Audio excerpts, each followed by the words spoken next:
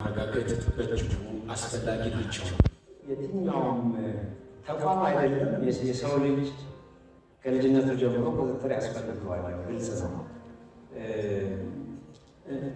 እንስሳትንም መስመር ካላስያዝካቸው መስመር አይዙ።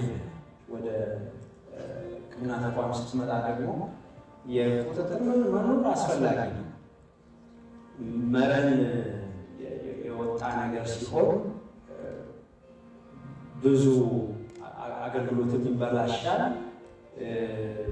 ተጠቃሚም ሳትስፋይድ አይሆንም። ኢትዮጵያ ውስጥ ቁጥጥር ስርዓታችን አጠናክረን በጣም ጥራት ያላቸው ሕክምና መስጠት የሚችሉ ተቋማትን ስታብሊሽ ማድረግ የኢትዮጵያውያን ብቻ ሳይሆን በጣም ብዙ ወጪ አውጥቶ ይህንን በአገር ዞሮ የቤት አፍሪካውያን ጭምር በታካሚያቸው ኢትዮጵያ መሆን የሚችሉበት ትልቅ እድል አለ። ኢትዮጵያ የዓለም ጤና ድርጅት መርህን በመከተል የጤናውን ዘርፍ የቁጥጥር ስርዓት በፖሊሲና በስትራቴጂ አካታ ትኩረት ሰጥታ በመስራቷ የዜጎችን ደህንነት የሚያስጠብቁ በርካታ ስኬቶች አስመዝግባለች። በቅርቡ ሀገራችን የዓለም ጤና ድርጅት መስፈርትን በማሟላት የመድኃኒት ተቆጣጣሪ አካላት ምደባ ማቹሪቲ ሌቨል 3 ያገኘችው እውቅና የዚህ አንድ ማሳያ ነው።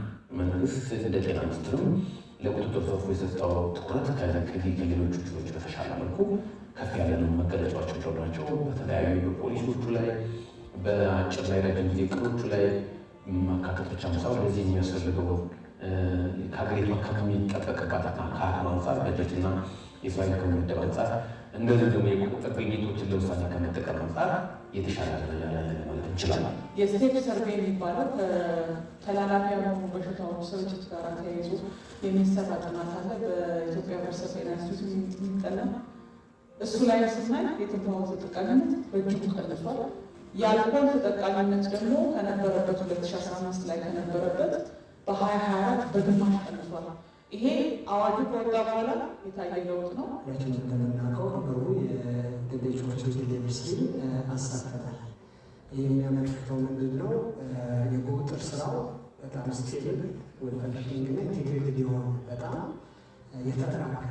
የተረጋጋ የተቀናጀ እና የተሳለጠ የቁጥጥር ስራ አለ ማለት ነው። በተከታታይ የተሰሩ ስራዎች ማስተር ፋሲሊቲ ሬጅስትሬሽን በጋራ